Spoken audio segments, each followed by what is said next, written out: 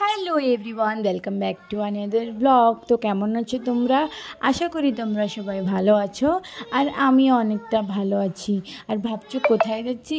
তো যেহেতু তোমরা জানোই যে আমি তামিলনাড়ু এসেছি, তো আমরা যেখানটা থাকি তার আশপাশটাই এক্সপ্লোর করব আজকে। বেশি দূর তো যাব না, আশেপাশে যা আছে সেটা এক্সপ্লোর করব। তো বাড়ি থেকে বেরিয়ে, আর এটা হচ্ছে ত্রিপুরের বাস স্ট্যান্ড অ্যাকচুয়ালি। তো দেখতে অনেকটা এয়ারপোর্টের মতন, অনেকটা হাই ক্লাস অ্যাকচুয়ালি। দেন দেখো, কোথাও বাইরে বেরোতে গেলে সব জায়গায় তো ফোনপে থাকে না, সেজন্য এটিএমে গেছিলাম। প্রথম এটিএমটায় টাকা ছিল না, দেন আরেকটা এটিএমে গেছিলাম। তো ওখান থেকে ছোটো একটা পার্ক আছে এখানে, তো ওখানেই এসেছিলাম। এখানে গাড়িটা পার্ক করে টিকিট কেটে এখানে এন্ট্রি করলাম, আর এন্ট্রি করে তো গান্ধীজির অবতার দেখে নিলাম 3টে। দেন দেখো, পার্কটা অতটা বড় না, বাকি বাচ্চাদের জন্য বেস্ট অনেক কিছু আছে, বাচ্চাদের জন্য বড়দের জন্য আছে অবশ্য। তো এখানে অনেক খাবারের স্টল আছে, কানের মানে অনেক কিছুই বসেছিল। দেন আমরা ডিসাইড করলাম যে আমরা নাগরদোলনায় চড়বো।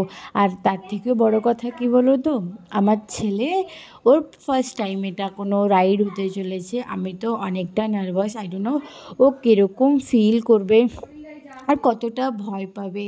তো এখান থেকে নাগরদোলনা থেকে টিকিট কেটে অনেকক্ষণ ওয়েট করার পরে ফাইনালি আমরা নাগরদোলনায় উঠে গেলাম। উঠে গিয়ে অনেক টাইম প্রথমে একটু স্লোলি হচ্ছিল, দেন ধীরে ধীরে জিনিসটা ফাস্ট হতে লাগলো। দেখো এখানে অনেকটা স্লো হচ্ছিল, বিকজ নাগরদোলনায় অনেক লোক ওঠার জন্য ওয়েট করছিল।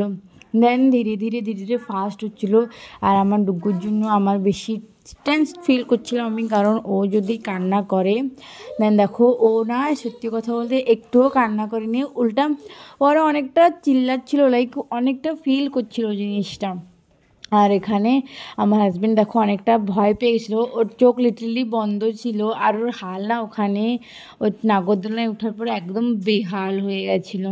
দেন অনেকক্ষণ, কমসে কম 5 মিনিটস পর্যন্ত রাইডটা কি চলেছিল। আর ধীরে ধীরে যখন ফাস্ট হয়েছে না, আমারও একটু ভয় লাগছিলো। দেন ওখান থেকে দেখো কতটা উপরে উঠাচ্ছে, তোমাদেরকে আমি সেটাও দেখাবো। দেখো অনেকটা উপরে, আর অনেক মানে টোটালি ফুল ছিল, আর অনেকটা না টক টক টক টক আওয়াজ হচ্ছিল। আমি না সত্যি অনেকটা ভয় পেয়ে গেছিলাম।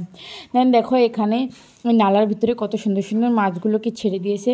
দেন ওখান থেকে বেরিয়ে ওর শরীর খারাপ হয়ে গেছিলো বলে ওখানে বেশিক্ষণ দাঁড়াইনি। আসার সময় আমার জন্য 2টো স্যান্ডেল নিয়েছিলাম। নেওয়ার পরে না, ওরা আমাকে একটা রোজ দিয়েছিল। তো এই দেখো, এটা হচ্ছে বেস্ট মোমেন্ট গাইস, আমার জন্য তো অনেকটা বেস্ট মোমেন্ট। তো দেন বাড়ি এসে সবাইকে বাই বলে চলে গেলাম আমাদের রুমের উদ্দেশ্যে। এটা আমার মাম্মি, এটা আমার দিদি, এখানে সবাই এসে। তো that's all for today, bye bye guys.